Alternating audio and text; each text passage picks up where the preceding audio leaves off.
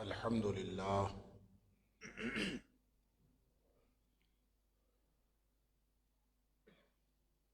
الحمد لله نحمده ونستعينه ونستغفره ونؤمن به ونتوكل عليه ونعوذ بالله من شرور أنفسنا ومن سيئات أعمالنا من يهده الله فلا مضل له ومن يضلل فلا هادي له وأشهد أن لا إله إلا الله وحده لا شريك له وأشهد أن محمدًا عبده ورسوله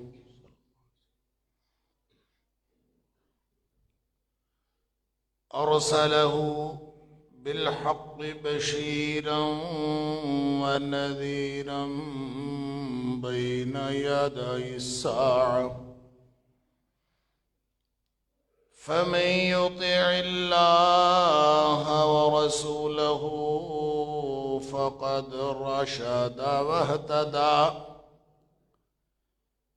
ومن يعص الله ورسوله فقد ضل وغوى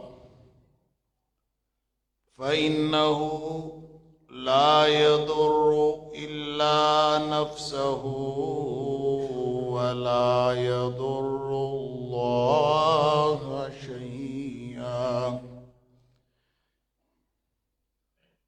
نسأل الله ربنا أن يجعلنا ممن يطيعه ويطيع رسوله ويتبع رضوانه ويجتنب سخطه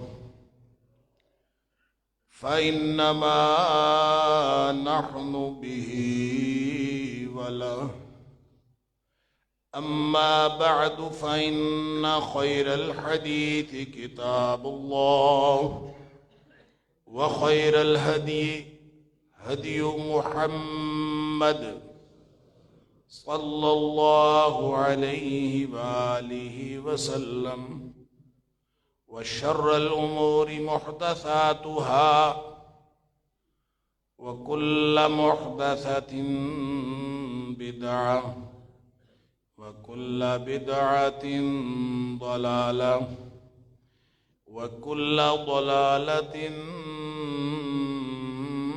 في النار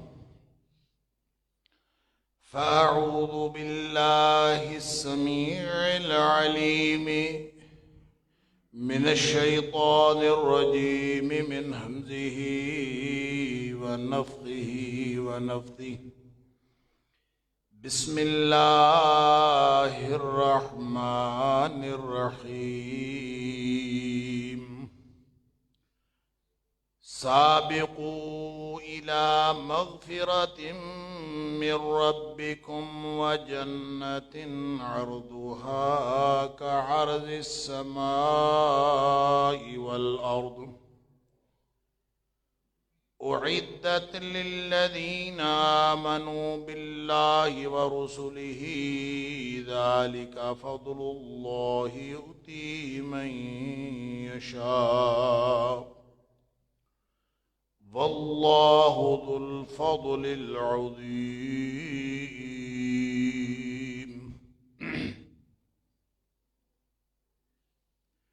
ایک دوسرے سے آگے بڑھو، سبقت کرو، اپنے رب کی طرف سے مغرب کی طرف اپنے رب کی طرف سے مغفرت کی طرف اور اس جنت کی طرف جس کا عرض، جس کی چوڑائی زمین و آسمان کے برابر ہے. اعدت للذین آمنوا باللہ ورسلہ، وہ جنت تیار کی گئی ہے ان لوگوں کے لیے جو ایمان لائے اللہ پر اور اس کے رسولوں پر.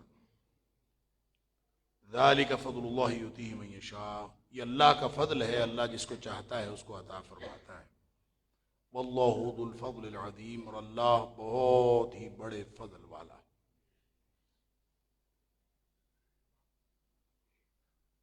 اللہ کریم نے انسان کو اور ہم سب کو جس امتحان کے لیے اس دنیا میں بھیجا ہے،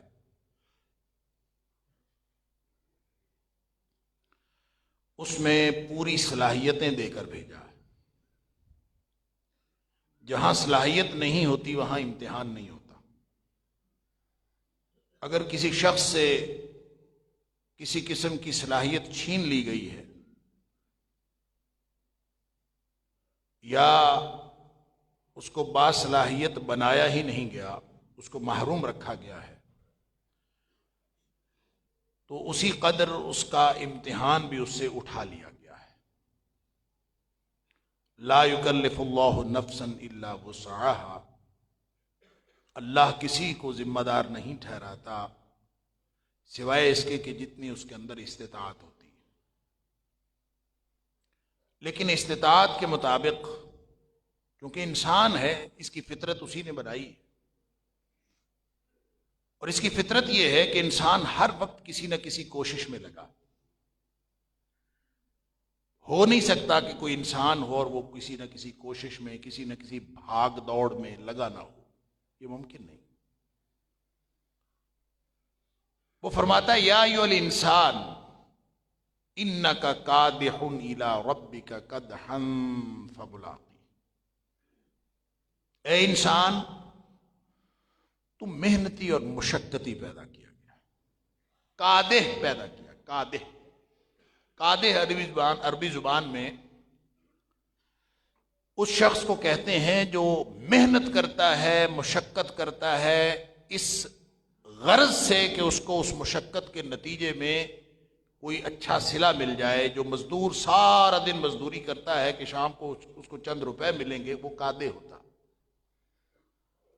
تو یا ایھا الانسان انک کادح، اے انسان تو فطرتاً کادح، فطرتاً تیری فطرت کے اندر یہ محنت اور مشقت رکھی ہوئی. ہر شخص محنت اور مشقت کر رہا ہے. اور کیوں کر رہا ہے؟ ظاہر ہے دو میں سے کسی ایک وجہ پر کر رہا ہے. یا اس کو کسی چیز کا خوف ہے اور وہ اس خطرے سے بچنے کے لیے محنت کر رہا، یا اس کو کسی چیز کا شوق یا لالچ ہے جس کو اچیو کرنے کے لیے، جس کو حاصل کرنے کے لیے وہ محنت کر رہا ہے. دو ہی باتیں ہو سکتی، ایک خوف ہے، ایک امید ہے. انسان کے اندر اللہ نے دونوں باتیں رکھی، اور ہر شخص محنت اسی لیے کر رہا ہوں. آپ کسی کو دوڑتا ہوا دیکھیں گے، بھاگتا ہوا دیکھیں گے تو آپ کو خود معلوم، کسی کو محنت کرتا ہوا دیکھیں گے آپ کو خود معلوم ہو جائے گا ان دو میں سے کوئی وجہ ہوگی. وہ دوڑ رہا ہے یا تو اس کو پیچھے سے کوئی خطرہ ہے، فزیکلی کوئی آدمی دوڑ رہا ہو، بھاگ رہا ہو، تو یا تو وہ کسی خطرے کے پیش نظر دوڑ رہا ہے، آپ کو خود سمجھ آ جائے گی یا تو اس کے پیچھے کوئی لگا ہوا ہے، پتہ نہیں کیا مسئلہ ہے، یا پھر آگے کوئی مسئلہ ہے جہاں اس نے پہنچنا ہے، جس سے بچنا ہے یا وہ مسئلہ ہے، یا جہاں پہنچنا ہے وہ مسئلہ ہے. دو میں سے ایک مسئلہ تو ہوگا. جو پہلا مسئلہ ہے جہاں سے بچنا ہے اس کو خوف کہتے ہیں، اور وہ جہاں پہنچنا ہے وہ امید ہے. اور انسان کی شخصیت کے اندر اللہ نے یہ دونوں باتیں رکھی. اب یہ دونوں باتیں جو انسان کا فطری خاصہ ہے، انسان جب دوڑ لگاتا ہے، کوشش کرتا ہے، محنت کرتا ہے تو ان دو میں سے کسی ایک وجہ سے کر رہا ہوں. اللہ فرماتا ہے کہ وہ ٹارگٹس جو انسان نے دنیا میں فکس کیے ہوتے ہیں، جس کے لیے انسان محنت کر رہا ہوتا ہے، وہ یا وہ خطرات جن کو انسان خطرات سمجھ رہا ہوتا ہے، اور ان سے بچنے کے لیے محنت کر رہا ہوتا. یہ دونوں خطرات، یہ دونوں قسم کی چیزیں، چاہے وہ خطرات ہوں اور چاہے وہ امیدیں اور لالچ ہو، یہ دونوں انسان کے خود ساختہ ہیں اگر ان کا تعلق اللہ کریم کی ذات کے ساتھ نہ ہو. اصل محنت جو ہے انک کادح الی ربک، انسان چاہے یا نہ چاہے یہ محنت کرتا کرتا یہ اپنے رب کی طرف جا رہا ہے. اور ایک وقت آئے گا کہ اس کی ملاقات ہو جانی ہے اللہ سے، موت آ جائے یا قیامت آ جائے تو تب اس کی محنت رک جانی، ختم ہو جانی. انک کادح الی ربک کدحا فملاقیہ، کرتا کرتا محنت کرتا کرتا شور مچاتا ٹانگیں بازو مارتا مارتا مارتا قبر میں جا پہنچتا. اللہ، یہ راستے کے جو جتنے معاملات ہیں اس نے غافل کیا ہوا ہے. یہاں کے ٹارگٹ انسان سمجھتا ہے کہ میں یہ اچیو کر لوں، میں فلاں لے لوں، میں وہ کر لوں. جتنی محنت ہو رہی، ہر شخص تو مشقت میں لگا ہوا. آپ اپنا جائزہ لے لیں، ہر شخص اپنے گریبان میں جھانک کے دیکھ لے، ہر وقت ہر لمحہ محنت بھی جاری ہے، پریشانی بھی جاری. پریشانی کے ساتھ فلاں ٹارگٹ رہ گیا، فلاں مسئلہ رہ گیا، فلاں چیز رہ گئی. وہ اتنی پریشانیاں ختم ہونے کا نام ہی نہیں لیتی. اللہ اکبر. اور اس میں سب سے بڑی پریشانی یہ ہے کہ انسان زیادہ کرنا چاہتا ہے. زیادہ کس چیز کو زیادہ کرنا چاہتا ہے؟ قرآن نے کہا تکاثر چاہتا ہے. تکاثر، الہاکم التکاثر حتی زرتم المقابر. وہ بھی لے لوں، وہ بھی لے لوں، وہ بھی لے لوں. یہ تکاثر ہے. اور تکاثر باب تفاعل ہے، جس کا مطلب ہوتا ہے زیادہ کرنا اور ایک دوسرے کے مقابلے میں زیادہ کرنا. ہر چیز انسان زیادہ چاہتا ہے. کمپیئر کرتا ہے انسان اپنے آپ کو دوسروں کے ساتھ، موازنہ کرتا ہے انسان اپنے آپ کا دوسروں کے ساتھ، اور موازنہ کر کے بڑھنا چاہتا. بچے جب قد نکالنا شروع کرتے ہیں نا تو آپس میں ایک دوسرے کو کمپیئر کرتے ہیں. میرا قد بڑا ہے، تیرا بڑا ہے. اکٹھے کھڑے ہو کے دیکھیں گے، قد کو ناپیں گے، میں بڑا ہوں. کیوں؟ فطری خواہش. مال کی بات ہو تو مال بھی انسان زیادہ چاہتا ہے اور مقابلے میں زیادہ چاہتا ہے. یہ فطرت ہے. اور زیادہ مل جائے، اور زیادہ مل جائے. اللہ. اور تکاثر صرف مال کی زیادتی نہیں ہے، صرف مادی نعمتوں کی زیادتی نہیں چاہتا انسان. تکاثر ہر چیز کی کثرت ہے جو انسان کو دوسروں پر فخر کرنے، ان پر برتری جتانے کا باعث بنے. ہر وہ چیز تکاثر کے اندر شامل ہے. جس کو علم کی، بعض لوگوں کو علم کی تما پڑی ہوتی ہے، ان کا خیال ہوتا ہے کہ میں دوسروں سے بڑا عالم کہلاؤں. یہ بھی تکاثر ہے. وہ کہتا ہے میں وہ بھی پڑھ لوں، وہ بھی پڑھ لوں، لائبریریوں کی لائبریریاں میں اپنے اندر اتار لوں. مقصد اگر یہ ہے کہ میں دوسروں سے زیادہ عالم بن جاؤں، زیادہ بڑا عالم بن جاؤں، زیادہ ڈگریاں میرے پاس آ جائیں، یہ ڈگری بھی لے لوں، وہ ڈگری بھی لے لوں، یہ ڈگری بھی، یہ بھی تو تکاثر ہے. وہ چاہے ڈگریوں کی تکاثر ہو، چاہے وہ مال کا تکاثر ہو، چاہے وہ اولاد کا تکاثر ہو، چاہے وہ کسی بھی چیز کا تکاثر ہو. قرآن کہتا ہے الہاکم التکاثر، اصل غفلت میں جو ڈالا ہے وہ تمہیں تکاثر نے ڈالا. انسان کی ساری محنت اسی میں پھنس گئی، ضائع ہو رہی ساری محنت. اس کو سمجھ نہیں آ رہی کہ میں نے جانا کدھر تھا، محنتیں لگنی کہاں تھیں. دی تو صلاحیتیں ہیں اللہ نے، اس نے امتحان بھی لینا. وہ پوچھے گا قیامت والے دن کہاں لگایا تھا سرمایہ سارا، اتنی صلاحیتیں دی تھی، زندگی کہاں لگائی تھی. وہ پوچھے گا. سوال کا جواب دیے بغیر خلاصی نہیں ہونی. عن عمرہ فیما افنا، وہ سوال پوچھے گا عمر کہاں گزاری بھائی، عمر کہاں فنا کی، بتاؤ تو صحیح، کہاں لگی تھی عمر، کس محنت میں لگی تھی. میں دیانتداری سے عرض کروں، اس وقت ہم سب مسجد میں ہیں، جمعہ پڑھ رہے ہیں، اللہ کا شکر ہے، ہم سب کا مقصد اللہ کو راضی کرنا ہے۔ یہاں بیٹھے ہوئے آپ اپنے گریبان میں جھانک کے دیکھیں، کیا آپ کی زندگی اللہ کو راضی کرنے کی فکر میں لگی ہوئی ہے؟ کیا ہماری ساری محنتیں اس کام کے لیے لگی ہوئی؟ نہیں لگی، اللہ ماشاء اللہ۔ اگر یہ نہیں ہے تو یہی تو الہاکم التکاثر، جو غفلت ہے وہ یہی تو ہے۔ حتی زرتم المقابر، یہ سفر جاری ہے، پھسلن، یہ عمر لمحہ لمحہ ختم ہو رہی ہے اور ہم قبروں کی طرف بڑھ رہے ہیں۔ یہ سفر جب ہم قبر میں چلے جائیں گے، ملاقات تو اللہ سے ہر ایک کی ہونی ہی ہونی ہے۔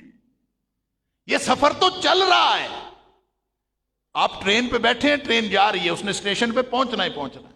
اس ٹرین کے اندر آپ کیا کر رہے ہیں، اس کا بدلہ ملے گا آگے جا کے۔ مقصد کا پتہ ہے، اللہ اکبر، تو پھر انسان محنت کر رہا ہوتا ہے اسی مقصد پر پہنچنے کے۔ لہذا اللہ قرآن میں فرماتا ہے سابقوا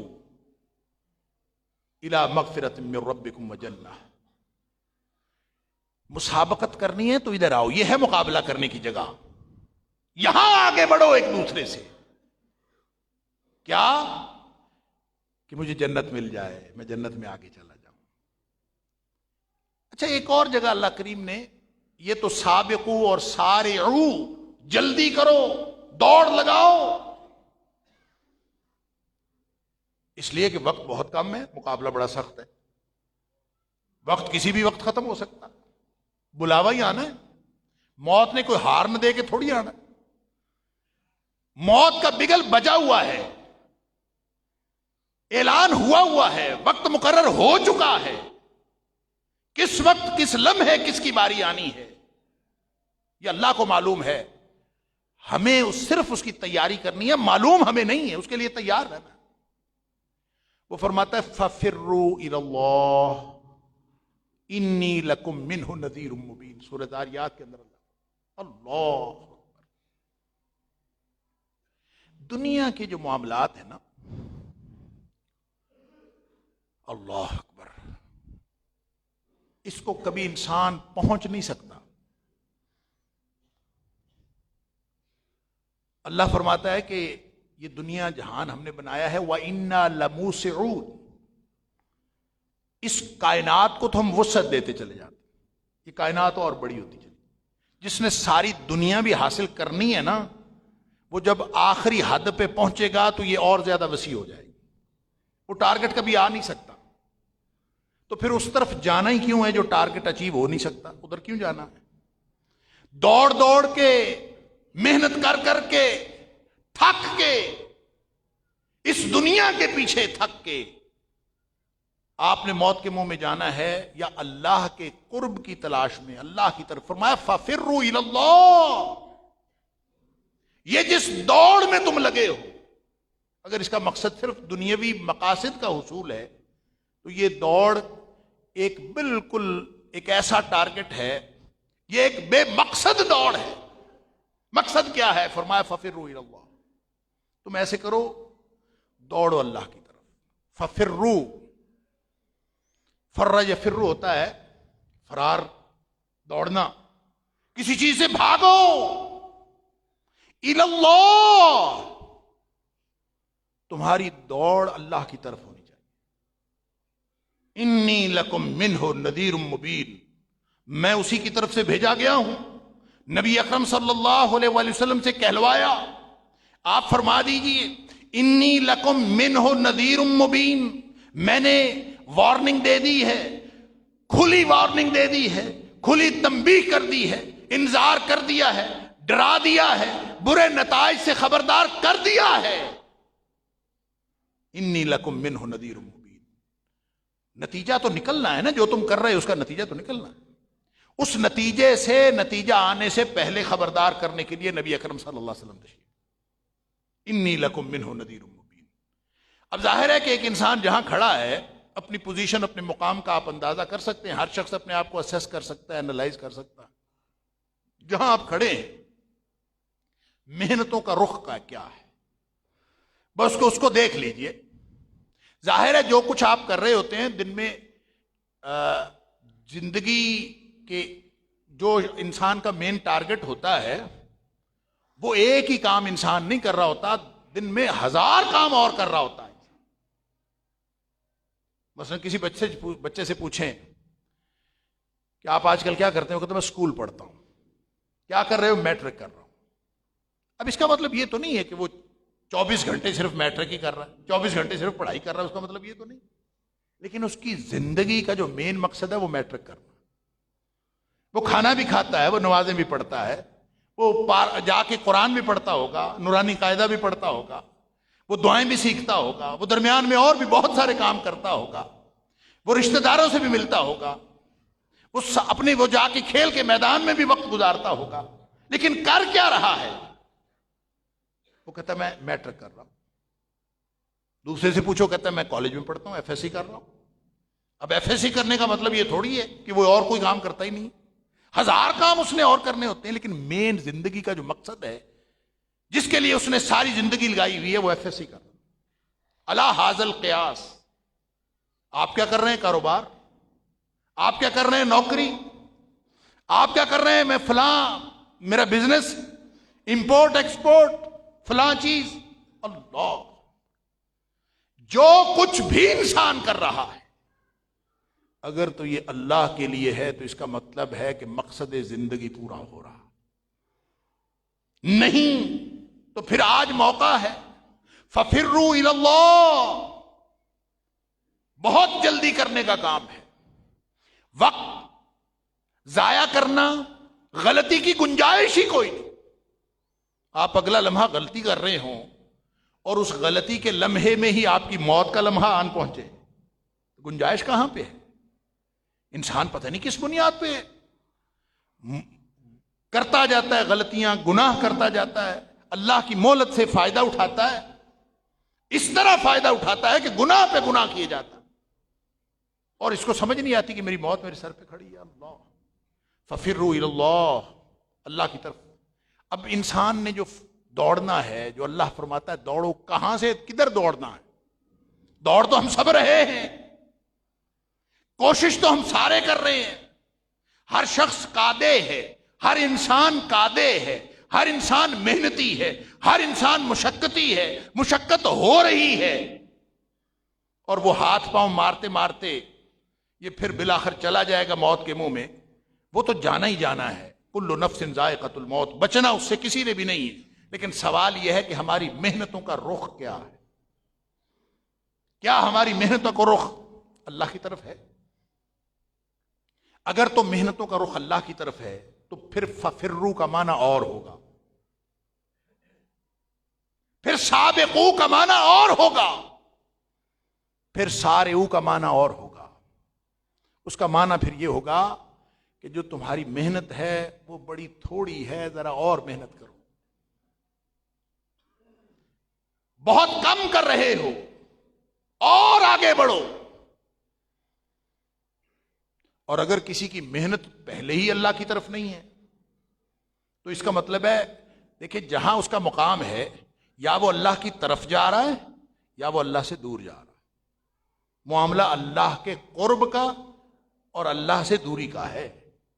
اگر وہ دوری کی طرف جا رہا ہے، جو کچھ بھی کر رہا ہے ہر لمحہ، یا وہ اللہ کے قریب ہو رہا ہے یا اللہ سے دور ہو رہا ہے، یا دوسرے لفظوں میں کہہ لیجئے یا وہ جنت کے قریب ہو رہا ہے یا وہ جہنم کے قریب ہو رہا ہے، دونوں میں سے کسی ایک۔ ہر لمحہ انسان جو کچھ بھی کرتا ہے یا وہ ادھر قریب ہو گیا، اللہ کے قریب ہو گیا، یا وہ ادھر ہو گیا۔ یہی تو محنت ہے، یہی تو اللہ چاہتا ہے کہ تم ہر لمحے ہر قدم یہ سوچو کہ اللہ کے قریب کر دینے والا ہے یا اللہ سے دور کر۔ اگر تو محنتوں کا رخ کسی اور طرف ہے تو پھر ففروا الی اللہ کا معنی اور سابقو کا معنی اور سارعو کا معنی یہ ہوگا کہ اپنا رخ پھیرو، واپس پلٹو، اس سے دوڑو، ہجرت اختیار کرو، مہاجر بن جاؤ، ہر چیز چھوڑ دو۔ آپ کے کپڑوں میں آگ لگ جائے، اللہ نخواستہ، آپ نے چادر لی ہوئی تھی، سردیوں کا موسم ہے، اللہ نخواستہ اس کو آگ لگ جائے، کیا کریں گے؟ فوراً بندہ اس کو پھینکتا ہے۔ اس کو پھینکتا ہے، کپڑے بھی اتارتا ہے، کیوں؟ اس کو آگ لگی ہوئی۔ بس یہ سمجھنے کی بات ہے، یہ ساری آگ اگر ہمیں اللہ کی طرف لے جا رہی ہے، اگر آگ لگی ہے اللہ کی طرف جانے کے لیے، تو اس کا مطلب ہے یہی تو مقصد زندگی ہے کہ انسان اللہ کے قریب ہو جائے۔ اور اگر یہ آگ اللہ کی طرف جانے کے لیے نہیں، فَفِرُّوا إِلَى اللَّهِ کا مطلب ہے تھوڑا جلدی کرو، گاڑی ذرا تیز کرو، سپیڈ کم ہے، وقت تھوڑا ہے۔ اور اگر منہ ہی کسی دوسری طرف ہے، جس اسٹیشن کی طرف جانا ہے ادھر منہ ہی نہیں، محنتوں کا رخ کسی اور طرف ہے، تو پھر اس کا معنی یہ ہوگا کہ اس طرف سے رخ واپس پلٹو۔ وہ جو اللہ نے فرمایا یا ایھا الذین آمنوا توبوا الی اللہ توبۃ نصوحا، اللہ کی طرف واپس آ جاؤ۔ تابا الا کا مطلب ہوتا ہے رخ موڑو اور ادھر کو رخ کر لو، پتہ نہیں کدھر جا رہے ہو، ہر طرف سے رخ موڑو، ایک اللہ کی طرف رخ کرو، اور توبۃ نصوحا، دل سے سچا پچھتاوا لے کر واپس مڑو۔ اگر یہ واپس مڑ گئے، اباؤٹ ٹرن ہو گیا، صرف واپسی، حتیٰ کہ واپسی کا ارادہ بھی ہو گیا، تو موت آ گئی تو وہ ارادہ بھی قبول فرما لیتا ہے، اس کا قانون ہے۔ فرق صرف ہے کہ تیرا رخ کدھر تھا، رخ اللہ کی طرف تھا یا غیر اللہ کی طرف تھا۔ نبی کریم صلی اللہ علیہ وسلم فرماتے ہیں المہاجر من ہاجر ما نہی اللہ عنہ، اصل مہاجر وہ ہے جو اللہ کی منع کردہ ساری چیزوں کو ترک کر دے، چھوڑ۔ اللہ نے منع کیا، میں نے نہیں کر، بات ختم۔ فائدہ ہے نقصان ہے نہیں۔ ہر وہ چیز جو آپ کو، وہ پنجابی میں کہتے ہیں کہ پٹ پہ سونا جڑا کنا نو پاڑے، جس سونے نے آپ کے جسم کا نقصان کرنا ہے، آدمی اس سونے کو پہنتا نہیں ہے، اس کو پھینکتا ہے۔ لہذا جو بھی چیز آپ کا نقصان کر رہی ہے، یہ دنیا اگر نقصان کر رہی ہے، نقصان نہیں کر رہی، فائدہ کر رہی ہے، اللہ کے قرب میں اضافہ کر رہی ہے، تو اور حاصل کرو، مقصد وہ ہے۔ لہذا زندگی گزارو جہاں گزار رہے ہو، رشتہ داروں سے صلہ رحمی بھی کرو، پیار اور محبتیں بھی بڑھاؤ، لیکن مقصد اللہ کو راضی کرنا۔ ففروا الی اللہ، جیسے FSC کرنے والا 24 گھنٹے 1000 کام کرتا ہے لیکن زندگی کا اصل مقصد اس کا، اسی طرح اگر تمہارا مقصد اللہ کو راضی کرنا ہے تو محبتیں بھی بڑھاؤ، معاملات بھی ٹھیک رکھو، سب کے ساتھ صلہ رحمی بھی کرو، کاروبار بھی کرو، نوکریاں بھی کرو، مقصد اللہ کو راضی کرنا۔ ففروا الی اللہ، اللہ کی طرف، اللہ کے قرب کی طرف۔ اگر انسان یہ رخ تعین کر لے، اگر رخ درست ہو جائے تو اس کا نتیجہ کیا نکلتا ہے؟ اس کا نتیجہ یہ نکلتا ہے کہ پھر یہ جو 4 چفیرے اور کام کر رہا ہوتا ہے نا، وہ جو 1000 کام کر رہا ہوتا ہے، وہ سارے کام بھی اللہ کے قرب میں شمار ہونا شروع ہو جاتے ہیں۔ پھر یہ کھانا کھا رہا ہوتا ہے، اللہ اس کے کھانا کھانے پر بھی اس پر راضی ہو رہا ہوتا ہے۔ پھر یہ سویا ہوتا ہے، اللہ اس کے سونے پر بھی راضی ہوتا ہے۔ عبادت کرتا ہے، اللہ اس کی عبادت پر راضی ہوتا ہے۔ کیوں؟ ففروا الی اللہ، اس نے رخ ٹھیک کر لیا۔ انی وجہت وجہی الذی فطر السماوات والارض، ابراہیم علیہ السلام نے کہا تھا کہ میں نے اپنا رخ پھیر لیا، ہر طرف سے منہ موڑ کے میں نے ایک اللہ جو اس کائنات کا خالق ہے، میں اپنا رخ اس طرف کر۔ اگر یہ ہے محنتوں اور مشقتوں کا رخ کدھر ہے، یہ ابھی دیکھنے اور سوچنے کی بات۔ اگر اللہ کی طرف ہے تو ہر لمحہ قرب حاصل ہو رہا، پھر انسان اللہ کے قریب ہو رہا ہے۔ اللہ یاد ہے، جاؤ نکلو مسجدوں سے جاؤ، فَإِذَا قُضِيَتِ الصَّلَاةُ فَانتَشِرُوا فِي الْأَرْضِ وَابْتَغُوا مِن فَضْلِ اللَّهِ وَاذْكُرُوا اللَّهَ كَثِيرًا لَعَلَّكُمْ تُفْلِحُونَ۔ نمازیں پڑھ لی ہیں، جاؤ نکلو جہاں جانا جاؤ، لیکن اس کو یاد رکھنا، وَاذْكُرُوا اللَّهَ كَثِيرًا، اس کو یاد رکھنا ہے۔ اس کو یاد رکھیں گے تو مسئلہ تو صرف اتنا ہے، کاروبار کرو، نوکری کرو، جو کرنا کرو، اس کو یاد رکھو گے تو ہر لمحہ اللہ کے قریب ہوتے جاؤ۔ حدیث قدسی آپ نے سنی ہوئی ہے، نبی کریم صلی اللہ علیہ وسلم فرمایا، اللہ فرماتا ہے، حضرت ابو ہریرہ رضی اللہ تعالیٰ راوی ہے، بخاری کے اندر بھی ہے، مسلم کے اندر بھی ہے۔ اللہ فرماتا ہے کہ یہ میرا بندہ جو ہے نا، انا عند ظن عبدی بی، میں اپنے بندے کے گمان کے مطابق اس کے ساتھ معاملہ کرتا ہوں۔ یہ میرے بارے میں سوچے تو صحیح کہ میں اس کے ساتھ کیا کرنے والا ہوں۔ دیکھیں، میں اور آپ جو نمازیں پڑھتے ہیں، جو نیکیاں کرتے ہیں، ہوتا پتہ کیا ہے؟ جب انسان کی پوری زندگی کا مقصد بدلتا ہے، ٹارگٹ بدلتا ہے، تو نیکیاں بھی اسی ٹارگٹ کے لیے ہو جاتی ہیں۔ اللہ کرے یہ بات میری اور آپ کی سمجھ میں آئے۔ نمازیں ایف ایس سی کرنے والا بھی پڑھ رہا ہوتا ہے، جس کی زندگی کا مقصد دنیا حاصل کرنا ہے، وہ بھی نمازیں پڑھ رہا ہوتا ہے، وہ بھی نیکیاں کر رہا ہوتا ہے، لیکن وہ اس لیے پڑھ رہا ہوتا ہے کہ اس کو اس کام میں برکت پڑ جائے۔ مقصد وہ ہوتا ہے، اس کے لیے کر رہا۔ مجھے ایک گلوکار ملا جس کا پیشہ گلوکاری تھا، تو مجھے کہتا ہے کہ میں نے ایسے پوچھ لیا، میں نے کہا نماز پڑھتے ہیں؟ کہتے کبھی کبھی پڑھتا ہوں جب مجھے اللہ سے کام ہوتا ہے، مجھے اللہ سے کوئی کام ہوتا ہے تو میں پڑھتا ہوں۔ تو ساتھ کہتا ہے کہ وہ اتنا غفور الرحیم ہے، وہ پھر بھی قبول کر لیتا ہے۔ کبھی کبھی میں پڑھتا ہوں، جب مجھے اللہ سے کوئی کام ہوتا ہے پھر میں نماز پڑھتا ہوں، نماز پڑھ کے اللہ سے کہتا ہوں یا اللہ یہ کام کر دے، وہ پھر بھی کر دیتا ہے۔ گویا نیکی بھی کس لیے؟ وہ یہی پڑھتا ہوگا نا، یا اللہ میرا گانا ہٹ ہو جائے، نماز پڑھ کے یہی کہتا ہوگا نا، یا اللہ میری یہ کیسٹ بڑی، یہ میرا گانا بڑا مقبول ہو جائے، یہی دعا کر۔ اور کیا کرتا ہوگا؟ زندگی کا اگر مقصد یہ ہے کہ میں نے کاروبار بس کرنا ہے اور مال بڑھ جائے، تو وہ دعا کر کے بھی یہی کہتا ہوگا نا، یا اللہ میرا کاروبار بڑھ جائے۔ اور اس نے کیا کرنا ہے؟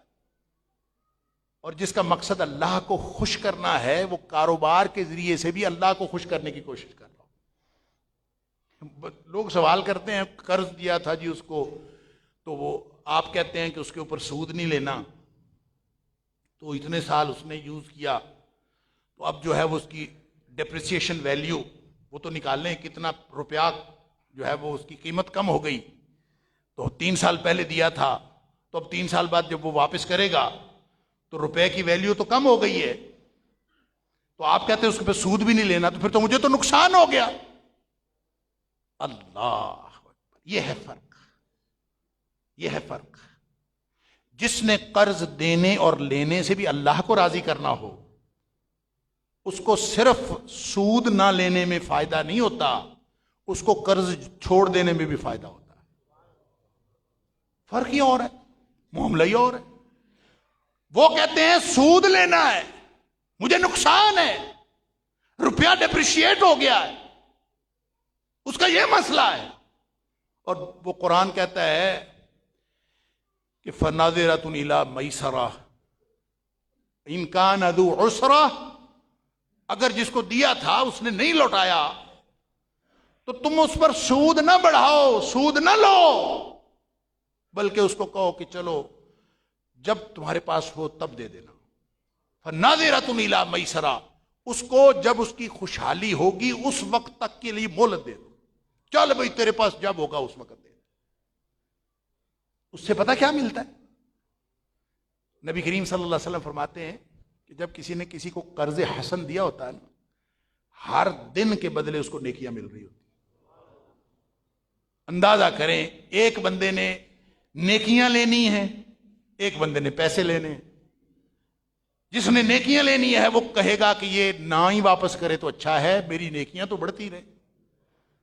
تو جس نے پیسے لینے ہیں وہ کہے گا میرا نقصان ہے، 3 سال ہو گئے پیسہ ڈپریسیشن۔ مائنڈ سیٹ ڈفرنٹ ہے بھائی، سوچ ہی مختلف ہے۔ اللہ اکبر۔ لہذا وہ شخص جس کا زندگی کا مقصد اللہ کو راضی کرنا ہے، وہ ہر معاملے میں اللہ کو یاد رکھے گا، وہ باہمی تعلقات میں بھی اللہ کو یاد رکھے گا، وہ کاروبار میں بھی اللہ کو یاد رکھے گا، وہ اپنی نوکری میں بھی اللہ کو یاد رکھے گا، وہ لینے دینے کے معاملات میں بھی اللہ کو یاد رکھے گا۔ لوگ آپس میں جھگڑ رہے ہوتے ہیں، حیرانی ہوتی کیوں؟ ہماری یونیورسٹی میں اسٹوڈنٹس میس چلاتے ہیں، یعنی جو بچوں کے کھانے وغیرہ کا انتظام ہوتا ہے وہ انتظام اسٹوڈنٹس کی ہی ایک کمیٹی بنتی ہے، وہ کرتے ہیں۔ تو ظاہر ہے اسٹوڈنٹ چینج ہوتے رہتے ہیں، کوئی کمیٹی آئی پھر نئی ایک کمیٹی آئی، اس میں ملازمین بھی کھانا کھاتے ہیں، ہاسٹل کے ملازمین، میس کے ملازمین، وہ بھی ہاسٹل سے کھانا کھاتے ہیں۔ بعض اوقات کوئی بچے ایسے آتے ہیں وہ آ کے ٹکے ٹکے کا حساب کر رہے ہوتے ہیں، یہ دیکھیں جی یہ فلاں آدمی اس میں کھانا کھا رہا ہے، ہاسٹل میں 250 لڑکا ہے تو ہر بچے کا 1 روپے کا روزانہ نقصان ہو رہا ہے، یہ پیسے یہ کھانا یہ کھا رہا ہے۔ انا للہ، سوچ کیا ہے؟ اور اس لیے میں نے کہا کیا ہونا چاہیے، اس کو کھانا بند کر دیں۔ تو میں نے کہا اگر آپ کو اس کھانے کے بدلے اجر مل رہا ہو، یہ جو کھانا وہ کھا رہا ہے، آپ کمیٹی مینج کر رہے ہو، سارے 250 بچوں کو اجر مل رہا ہے اس کو کھانا کھلانے کا، تو کھانا کھلانے کا اجر صرف مسکین کو کھانا کھلانے کا اجر نہیں ہے، جس کو مرضی کھانا کھلاؤ، کھانا کھلانے کا مطلقاً اجر ہے۔ ہم نے کھانا سیکھا ہے، ہم نے کھلانا سیکھا ہی نہیں۔ نبی کریم صلی اللہ علیہ وسلم نے فرمایا اطعموا الطعام وافشوا السلام واصلوا الارحام وصلوا باللیل والناس نیام، 4 بڑی سوکھے سوکھے سے معاملات۔ اللہ اکبر، فرمایا یوں کرو، کھانا کھلایا کرو، اطعموا الطعام، کھانا کھلایا کرو، واصلوا الارحام، رشتہ داریوں کو ملایا کرو، افشوا السلام، آپس میں زیادہ زیادہ السلام علیکم کہا کرو، وصلوا باللیل والناس نیام، جب لوگ سوئے ہوئے ہوتے ہیں نا تو رات کو اٹھ کے کوئی 2 رکعتیں پڑھ لیا کرو، جب لوگ سوئے ہوئے ہوتے، کیوں؟ اس وقت کوئی گواہ نہیں ہوتا۔ یہ جو 5 وقت ہم پڑھتے ہیں نا مسجد میں، ساری دنیا دیکھتی ہے کتنا نیک آدمی 5 وقت مسجد میں جاتا، اور مقاصد بھی ہو سکتے ہیں۔ جب لوگ سوئے ہوئے ہو، نیکی تو اصل وہ ہے جس کا گواہ اللہ کے علاوہ کوئی نہ ہو، نیکی تو ہے۔ جب یہ طے ہو گیا کہ میں نے اللہ کے لیے کرنا ہے، فرمایا یہ 4 کام ہے، کر کے دیکھو۔ اللہ فرمایا افشوا السلام واطعموا الطعام وصلوا الارحام وصلوا باللیل والناس نیام، مختلف حدیث ہیں، اس میں 4 ہیں۔ تدخلوا الجنت بسلام، تم جنت میں امن کے ساتھ داخل ہو جاؤ۔ موجیں لگ گئیں؟ اصل میں مقصد زندگی سے ہر عمل کی نوعیت بدلتی ہے۔ اللہ تعالی ہم سب کو اپنی زندگیوں کا رخ اللہ کی طرف کرنے کی توفیق عطا فرمائے۔ وآخر دعوانا الحمدللہ۔